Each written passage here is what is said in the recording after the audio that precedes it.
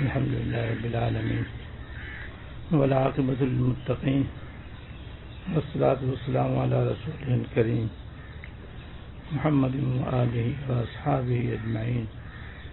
أما بعد فأعوذ بالله من الشيطان الرجيم. بسم الله الرحمن الرحيم. فلا تضربوا لله الأمثال إن الله يعلم وأنتم لا تعلمون. وضرب الله مثلا عبدا مملوكا لا يقدر على شيء ومن رزقناه منا رزقا حسنا فهو ينفق منه سرا وجهرا هل يستوون الحمد لله بل أكثرهم لا يعلمون.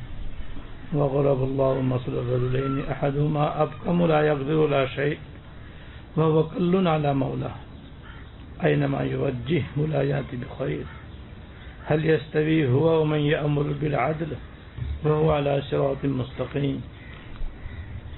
ولله غيب السماوات والأرض وما أمر الساعة إلا كلمح البصر أو هو أقرب إن الله على كل شيء قدير.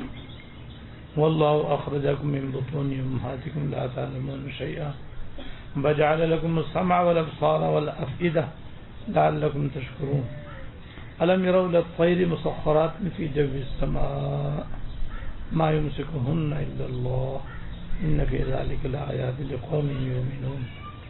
والله جعل لكم من بيوتكم سكنا وجعل لكم من جلود الأنعام بيوتا تستخفونها يوم ظعنكم ويوم إقامتكم ومن أصوافها وأوبارها وأشعارها أساسا ومتاعا إلى حين. والله جعل لكم مما خلق ظلالا وجعل لكم من الجبال أكنانا وجعل لكم سرابيل تقيكم الحر وسرابيل تقيكم بأسكم كذلك يتم نعمته عليكم لعلكم تسلمون. فإن تولوا فإنما عليك البلاغ المبين. يعرفون نعمة الله ثم ينكرونها وأكثرهم الكافرون. صدق الله العظيم.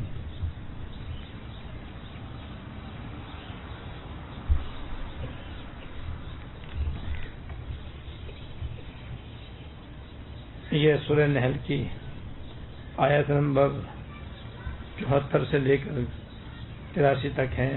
ان کا ترجمہ سنیے.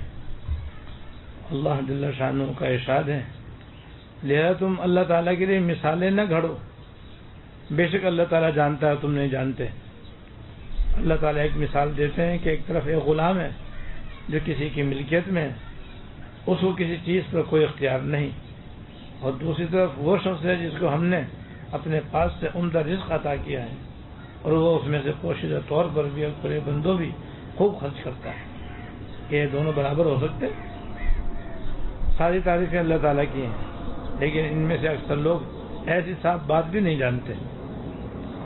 اور اللہ تعالیٰ ایک اور مثال دیتے ہیں کہ دو آدمی ہیں, ان میں سے ایک گونگا ہے جو کوئی کام نہیں کر سکتا, اپنے آقا پر بوجھ بنا ہوا ہے. اسے جہاں کہیں بھیجتا وہ کوئی ڈھنگ کا کام کر کے نہیں لاتا. کیا ایسا شخص اس دوسرے آدمی کے برابر ہو سکتا ہے جو دوسروں کو بھی اعتدال کا حکم دیتا ہے اور خود بھی سیدھے راستے پہ قائم ہے؟ اور آسمان و زمین کے سارے بھید اللہ تعالیٰ کے قبضے میں ہیں, اور قیامت کا معاملہ آگ جھپکنے سے زیادہ نہیں ہوگا. بلکہ اس سے بھی جلدی. یقین رکھو کہ اللہ تعالیٰ ہر چیز پر پوری قدرت رکھتے ہیں, اور اللہ تعالیٰ نے تم کو تمہاری ماؤں کے پیٹ سے اس حالت میں نکالا کہ تم کچھ نہیں جانتے تھے, اور تمہارے لیے کان, آنکھیں اور دل پیدا کیے تاکہ شکر ادا کرو. کیا انہوں نے پرندوں کو نہیں دیکھا کہ وہ آسمان کی فضا میں اللہ کے حکم کے پابند ہیں؟ انہیں اللہ تعالیٰ کی سوا کوئی اور تھامے ہوئے نہیں ہے. یقیناً اس میں ان لوگوں کے لیے بڑی نشانیاں ہیں جو ایمان رکھتے ہیں. اور اس نے تمہارے لیے تمہارے گھروں کو سکون کی جگہ بنایا, اور تمہارے لیے مویشیوں کی کھالوں سے ایسے گھر بنائے جو تمہیں سفر پر روانہ ہوتے وقت اور کسی جگہ ٹھہرتے وقت ہلکے پھلکے محسوس ہوتے ہیں. اور ان کے اون, ان کی روئیں اور ان کے بالوں سے گھریلو سامان اور ایسی چیزیں پیدا کی جو ایک مدت تک تمہیں فائدہ پہنچاتی. اور اللہ ہی نے اپنی پیدا کی ہوئی چیزوں سے تمہارے لیے سائے پیدا کیے, اور پہاڑوں میں تمہارے لیے پناہ گاہیں بنائی, اور تمہارے لیے ایسے لباس پیدا کیے جو تمہیں گرمی سے بچاتے ہیں, اور ایسے لباس جو تمہاری جنگ میں تمہیں محفوظ رکھتے ہیں۔ اس طرح وہ اپنے نعمتوں کو تم پر مکمل فرماتے ہیں تاکہ تم فرمانبردار بنو۔ پھر بھی یہ کافر منہ موڑے رہے تو اے پیغمبر تمہاری ذمہ داری صرف اتنی ہے کہ واضح طور پر پیغام پہنچا دو، اور ان میں اکثر لوگ ناشکر ہیں۔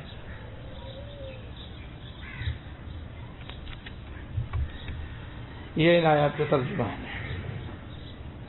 پہلی آیت میں اللہ پاک نے فرمایا ہے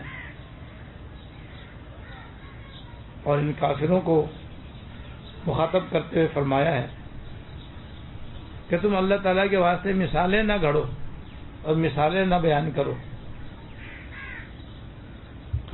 مشرکین مکہ اور مشرکین عرب اپنے شرک کی تائید میں ایک مثال دیا کرتے تھے کہ جیسے دنیا کا کوئی بادشاہ ہوتا ہے، دور دور تک اس کی سلطنت پھیلی ہوئی ہوتی ہے، تو ہر جگہ کام انجام دینے کے لیے وہ اکیلا نہیں گھومتا ہے، اکیلا نہیں جاتا ہے، ساری حکومت وہ اکیلے نہیں چلاتا ہے، بلکہ اس کا بہت بڑا عملہ ہوتا ہے جس کی مدد سے وہ حکومت کرتا ہے۔ ایک اس کا وزیر اعظم ہوتا ہے، متعدد وزیر اعلیٰ ہوتے ہیں، ہر شہر کا الگ گورنر ہوتا ہے، پھر اس کے نیچے آئی جی ڈی آئی جی تھانے دار ہوتے ہیں۔ غرض کہ وہ اکیلا حکومت نہیں چلا سکتا، اس کو اپنے سے چھوٹے لوگوں کی مدد کی یقیناً ضرورت ہے۔ بس اسی سے اللہ تعالیٰ کی حکومت کو سمجھ لیں کہ اللہ تعالیٰ اس پوری کائنات کے خالق و مالک ہیں اور ان پر اللہ تعالیٰ کی حکومت ہے اور آپ حاکم الحاکمین ہیں، تو سارے کام اللہ تعالیٰ اکیلے کیسے انجام دیں گے؟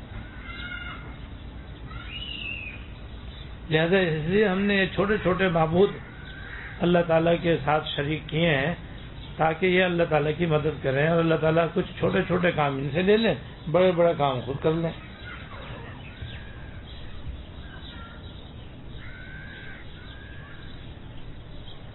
تو اللہ پاک فرما رہے ہیں کہ ان بیوقوفوں اور جاہلوں کی یہ مثال دینا ہی سرے سے غلط ہے۔ اس لیے غلط ہے کہ انہوں نے خالق کو بھی مخلوق کے برابر کر دیا اور خالق کو مخلوق کی طرح سمجھ لیا کہ جیسے مخلوق جو ہے بادشاہ تو مخلوق ہے، اور اس کے عمرا وزرا ارکان دولت بھی اس کی طرح مخلوق ہے، تو مخلوق میں خالق میں کوئی تو فرق ہونا چاہیے۔ ارے بھائی ایک اندھا ہے، ایک گونگا ہے اور بہرا ہے، ایک آدمی ایسا ہے جو اندھا بھی ہے، وہ گونگا بھی ہے، بہرا بھی ہے، لنگڑا لنجا بھی ہے، کسی چیز پہ قادر ہی نہیں ہے، وہ نہ بول سکتا ہے، نہ دیکھ سکتا ہے، نہ چل سکتا ہے، نہ پھر سکتا ہے۔ ایک تو ایسا ہے، اور ایک وہ ہے جو بالکل ہی ٹھیک ٹھاک ہے، اعضاء و جوارے بھی اس کے بالکل صحیح سالم ہیں، آنکھیں بھی صحیح ہیں، کان بھی صحیح ہیں، بولتا بھی ہے، سنتا بھی ہے، چلتا بھی ہے، پھرتا بھی ہے، اٹھتا بھی ہے، بیٹھتا بھی ہے، اور عقل بھی اس کے بالکل درست اور صحیح ہے۔ ویسے دونوں کے کام میں فرق ہوگا نہیں ہوگا؟ جب فرق ہوگا تو تم نے مخلوق کو خالق کو مخلوق کے برابر کر دیا، تو ایسے ہی جیسے کہ اندھی کاڑی لنگڑی لولی مخلوق کے مشابہ کر دیا۔ جیسے یہ دو آدمی برابر نہیں ہو سکتے تو خالق و مخلوق بھی برابر نہیں ہو سکتے۔ اللہ تعالیٰ ایسے قدرت والے ہیں، ایسے زبردست طاقت والے ہیں کہ ان کو کسی مخلوق کی مدد کی ضرورت ہی نہیں۔ ضرورت نہیں، تمہاری مثال اپنی طرف سے ایجاد کرنا اور گھڑنا بالکل غلط ہے۔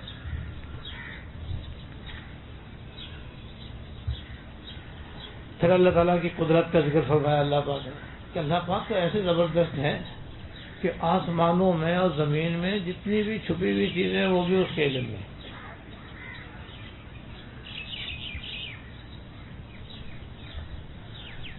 مخلوقات میں تم غور کرو کہ اللہ تعالیٰ کی مخلوقات بڑے سے بڑی بھی ہیں، جیسے عرش ساری مخلوقات میں سب سے بڑھ کر ہے،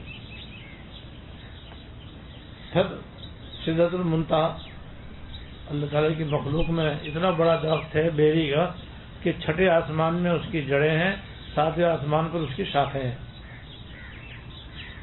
یعنی 500 سال کی مسافت،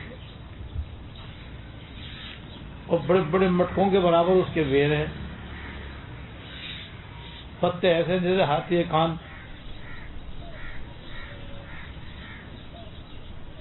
پھر ساتوں آسمان اتنے بڑے بڑے، اللہ کے سوا کوئی بھی نہیں جانتا کہ ان کی لمبائی چوڑائی کیا ہے، پھر 7 زمینیں، یہ تو وہ ہیں جن کا اللہ پاک نے جگہ جگہ قرآن شریف میں ذکر فرما دیا، ورنہ اس کے علاوہ بے شمار سیارے ہیں، ستارے ہیں، کہکشائیں ہیں، ہزاروں لاکھوں چاند سورج ہیں۔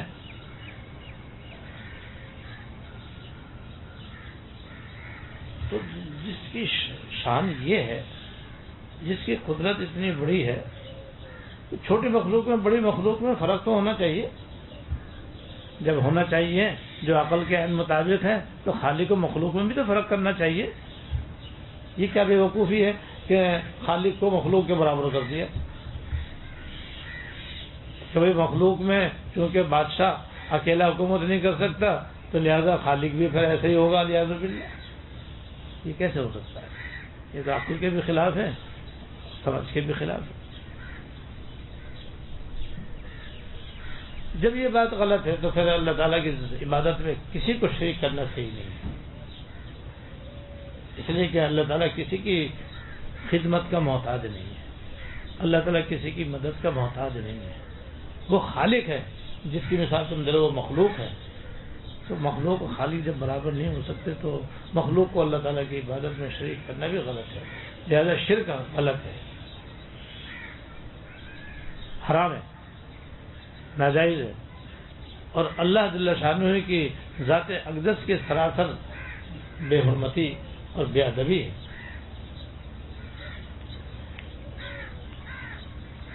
اس کے بعد اللہ پاک نے انسان کی پیدائش کا نقشہ بیان فرمایا، بلکہ اس سے پہلے کہ دیکھو پہلے تو اللہ تعالیٰ نے اپنی قدرت کا ذکر فرمایا پہلی آیت میں، وما امر الساعۃ الا کلمح البصر او هو اقرب۔ یہ جو ہمارا عقیدہ ہے قیامت برحق ہے، اور قیامت کے حالات قرآن شریف میں بڑی تفصیل سے اللہ پاک نے بیان فرمائے۔ پھر قیامت آئے گی تو کیا ہوگا؟ سب کو معلوم ہے، قرآن و حدیث کے اندر یہ ذکر کیا ہوگا کہ 7 آسمان 7 زمینیں ختم ہو جائیں گی، چاند سورج بے نور ہو جائیں گے، آسمان کے تارے جھڑ کر نیچے گر جائیں گے، اولین و آخرین سب دوبارہ زندہ ہو جائیں گے، میدان قیامت میں اکٹھے ہو جائیں گے، اور اللہ رب العالمین ان کے درمیان فیصلہ فرمائیں گے۔ تو اس کو ذرا سا غور کریں تو ہمارا مخلوق والا ذہن تو یہ کہتا ہے بھائی اس اتنے بڑے ہنگامے کے لیے اور اس انقلاب عالم کے لیے اور زیر و زبر ہونے کے لیے تو معلوم نہیں کتنا لمبا چوڑا زمانہ درکار ہوگا۔ جب ہم ایک چھوٹی سی بلڈنگ گراتے ہیں تو اس میں ہفتوں لگ جاتے ہیں اور مہینے بنانے میں مہینوں لگ جاتے ہیں، تو ان سب کو ختم کرنا اور پھر نئی دنیا قائم کرنا، اس کے تو بڑا لمبا چوڑا وقت درکار ہوگا اور بڑے زبردست انتظامات کی ضرورت ہوگی۔ تو یہ بات تو ہمارے مخلوق والے ذہن کہتے ہیں، ہم کہتے ہیں، سوچتے ہیں، لیکن اللہ پاک اپنی قدرت یہ بتلاتے ہیں کہ جیسے پلک جھپکنے میں دیر نہیں لگتی ایسے سب کچھ یہ ہو جائے گا ایک پلک جھپکنے، بلکہ اس سے بھی جلدی۔ اللہ اللہ، ہمارے پلک جھپکنے میں کیا دیر لگتی؟ ہم بیٹھے بیٹھے ہیں کہ ہزاروں مرتبہ پلک جھپک لی ہم نے، اور اب بھی دیکھ رہے ہیں ایک دوسرے کو، پلک بھی جھپک رہے۔ تو پلک جھپکنے میں تو سیکنڈ سے بھی کم وقت لگ رہا ہے، منٹ تو بہت دور کی بات ہے، اور اللہ پاک اس سے بھی جلدی قیامت برپا فرما دیں گے۔ تو جس قدرت اتنی بڑی، اس قوت کا یہ زبردست عالم، جب یہ عالم، تو پھر اس کو مخلوق کی طرح سمجھنا کس قدر نادان ہے، اور سراسر 100% غلط، سراسر غلط اور 100% غلط۔ لہذا اللہ تعالیٰ کے ساتھ کسی کو شریک کرنا بالکل ہی غلط. پھر انسان کی پیدائش کے تھوڑا سا نمونہ بتلایا کہ دیکھو تم اپنی ماں کے پیٹ میں اللہ تعالیٰ تم کو پیدا کرتے. وہاں پہلے پانی کا ایک ناپاک قطرہ جمع ہوتا ہے، پھر دھیرے دھیرے دھیرے دھیرے وہ خون میں تبدیل ہوتا ہے، پھر دھیرے دھیرے دھیرے خون کے ٹکڑے میں تبدیل ہوتا ہے، پھر دھیرے دھیرے اس کے اندر ہاتھ پیر آنکھ کان ناک بننے شروع ہوتے ہیں. اور جب تمام اعضاء بن کر تیار ہو جاتے ہیں تو پھر فرشتہ آ کر اس میں روح ڈالتا ہے اور پھر اس کا دل ماں کے پیٹ میں دھڑکنے لگتا ہے اور حرکت کرنے لگتا ہے. اس کے سارے اعضاء و جوارے جو ہیں وہ ایک مشین کی طرح چلنا شروع ہو جاتے ہیں اور وہ وہاں پر پرورش پانے لگتا ہے. اور جب پیدا ہوتا ہے تو اس کی 2 آنکھیں بھی ہوتی ہیں، 2 کان بھی ہوتے ہیں، ایک ناک ہوتی ہے، ایک منہ ہوتا ہے جس میں زبان بھی ہوتی ہے، 2 ہاتھ 2 پیر، اس کا ایک دل، سارے ظاہر و باطن کے اعضاء اور جوارے اس کے اندر موجود ہوتے ہیں. کانوں سے وہ سنتا ہے، آنکھوں سے وہ دیکھتا ہے اور دل اس کے دھڑکتے ہیں. یہ دیکھو یہ کسی نے پیدا کیا، 1 نہیں 2 نہیں 10 نہیں لاکھوں کروڑوں اللہ پاک نے ایسے پیدا کیے ہیں اور روزانہ پیدا ہو رہے ہیں. یہ قدرت کا تو اندازہ کرو. اور یہ سب اعضاء و جوارے جو اللہ پاک نے تمہارے اندر پیدا کیے ہیں یہ اس لیے پیدا کیے ہیں تاکہ تم اللہ تعالیٰ کا شکر ادا کرو. تو ادا نہیں کرتے، شکر ادا نہیں کرتے. دیکھو نا جس کا دل نہ ہو کا کیا حال ہے، جس کی آنکھیں نہ ہو اس سے پوچھو دنیا کیسی ہے. جس کے کان نہیں ہے اس کی زبان بھی نہیں ہے، اس لیے کہ سننے سے بولنا آتا ہے. اس لیے کوئی گونگا بولنے والا نہیں دیکھیں گے آپ، اس لیے کہ بغیر سنے زبان بول نہیں سکتی. زبان سننے کا بولنا سیکھتی ہے. اس لیے پنجابیوں میں بچہ پیدا ہوگا تو پنجابی بولنا شروع کرے گا، سندھیوں میں پیدا ہوگا تو سندھی بولنا شروع کرے گا، پٹھانوں میں پیدا ہوگا تو پٹھانی بولنا شروع کرے گا، عربی میں پیدا ہوگا تو عربی بولنا شروع کر دے گا. جیسی برادری جیسا خاندان وہی بولی وہ سن سن کر سیکھتا ہے، سیکھ کر کے بولتا ہے. تو اگر اللہ تعالیٰ سماعت نہ دیں تو پھر کیا ہوگا؟ ساری عمر پھر وہ بول بھی نہیں سکتا. اور انہیں کوئی طاقت اس کو زبان سے نہیں بول سکتی، اشارے سے سیکھتا ہے، سیکھنا پڑتا ہے تو اشارے سے باتیں کرتا ہے. پھر اللہ تعالیٰ کہتے ہیں شکر ادا کرنا چاہیے. ہم تمہیں صحیح سلامت آنکھیں دے دیتے ہیں، صحیح سلامت تمہیں منہ دے دیتے ہیں، صحیح سلامت تمہاری ناک ہوتی ہے، صحیح سلامت تمہارے کان ہوتے ہیں، ہاتھ پاؤں تمہارے صحیح سلامت ہوتے ہیں، پھر بھی تم شکر ادا نہیں کرتے. پھر اللہ پاک نے اپنی عجیب و غریب ایک اور قدرت جو دن رات ہم دیکھتے ہیں کبھی اللہ کا شکر نہیں ادا کرتے کہ پرندے نہیں دیکھتے فضا کے اندر کیسے اڑتے چلے جاتے ہیں اور کیسی کیسی ان کی صفحے بنی ہوئی ہوتی ہیں، کبھی اوپر کبھی نیچے کبھی دائیں کبھی بائیں، کیسی خوبصورت خوبصورت ان کی صفحے ہوتی ہیں. اور پرندے چھوٹے سے چھوٹی مکھی اور بڑے سے بڑے جناب پرندے بھی دنیا کے اندر ہیں جو فضا کے اندر اڑتے ہیں. میں ان سے بولنے لگانا فضا میں جو یہ اڑ رہے ہیں ان کو اللہ پاک نے ٹھہرایا ہوا ہے، اسی قدرت کے ماتحت ہیں کہ جو فضا میں اڑ بھی رہے ہیں اس کے باوجود گر بھی نہیں رہے. یہ محض اللہ تعالیٰ کی قدرت ہے.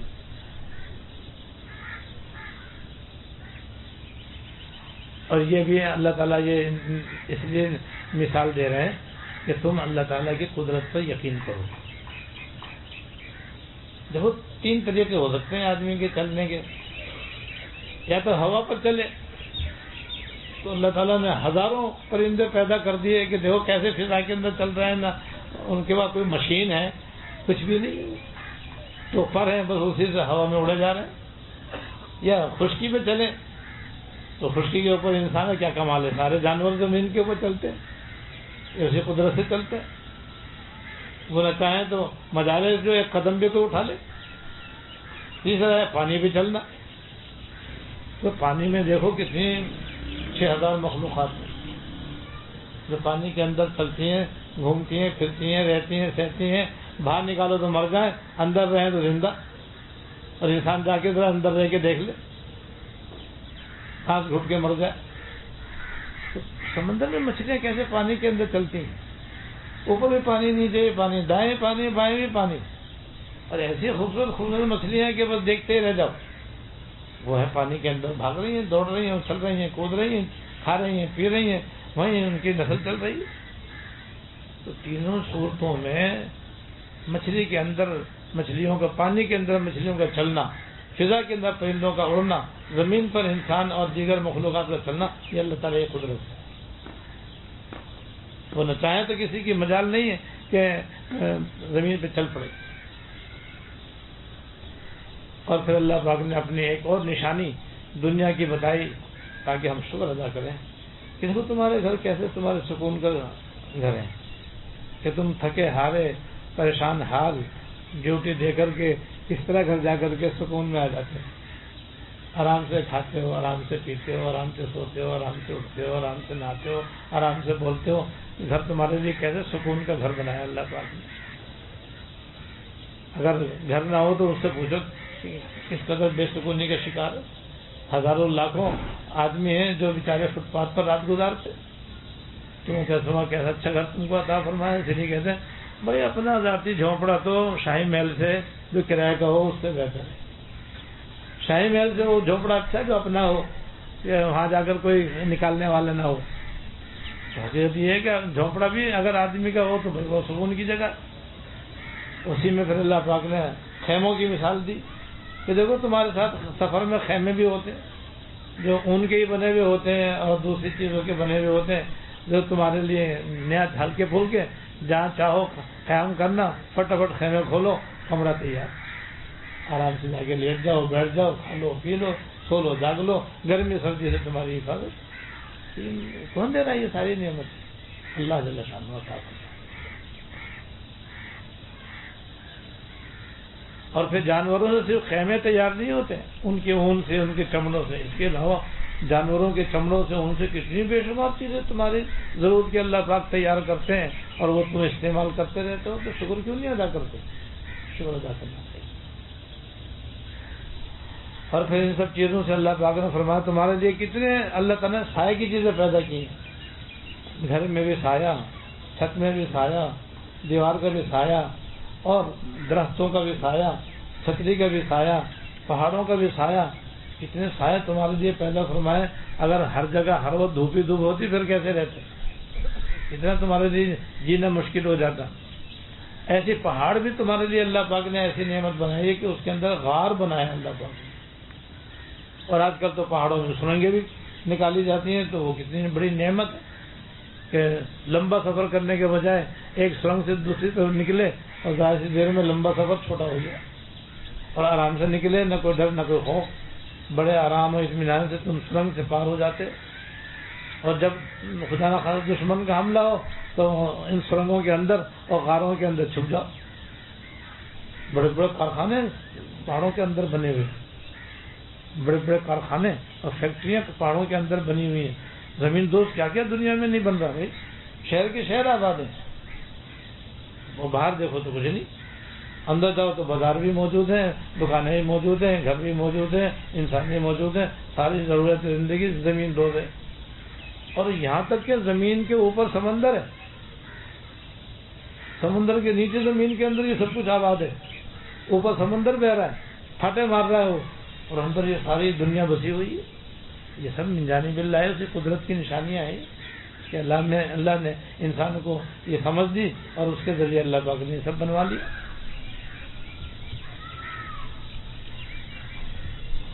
فرماتے ہیں اس طرح ہم تم پر اپنے نعمتیں مکمل کرتے ہیں تاکہ تم فرما بردار بنو. بھئی یہ ہے ہمارے لیے سبق. یہ ساری نعمتیں جو آپ کے سامنے بیان ہوئی ہیں وہ اس لیے بیان کی گئی ہیں کہ اللہ تعالیٰ لائق عبادت ہے. اللہ تعالیٰ کا لائق فرما برداری، ان کے سوا کوئی بھی عبادت کے لائق نہیں. لہذا اب ہم ان کے تابع دار بنے بس. اور تابع داری کا مطلب یہ کہ ساری زندگی کے لیے ان کی تابع داری کا عہد کریں. ظاہری طور پر بھی ان کے فرما بردار بننے کا اہتمام کریں، باطنی طور پر بھی ان کے تابع دار بننے کا اہتمام کریں. اور جس کی اتنی مہربانیاں ہوں اور جس کے اتنے انعامات ہوں اور ایک سے ایک بڑھ کر انہوں نے عنایت فرمائی ہوئی ہو، تو بس اس کے سوا کسی کی محبت دل میں غالب نہیں ہونی چاہیے. بس اتنی سی حقیقت ہے ہمارے دین و ایمان کی، تو یہ شعر یاد رکھنا چاہیے. بس اتنی سی حقیقت ہے ہمارے دین و ایمان کی کہ جانے جہاں کا آدمی دیوانہ ہو جائے. یہ ساری نعمتیں تو ایسی ہیں کہ بس ان کا تقاضا یہ ہے کہ بندہ ان کا سچا غلام بن جائے اور ان کا فرما بردار بن جائے اور ان کا تابع دار بن جائے. اللہ تعالیٰ اس کی توفیق عطا فرمائے. بس یہیں تک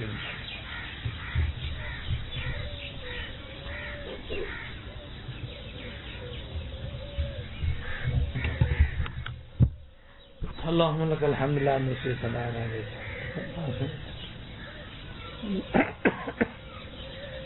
اللهم لك الحمد لا نحصي ثناء عليك ما أثنيت على نفسك. اللهم صل على سيدنا محمد وعلى آل سيدنا مولانا. ربنا ظلمنا أنفسنا وإن لم تغفر لنا وترحمنا لنكونن من الخاسرين.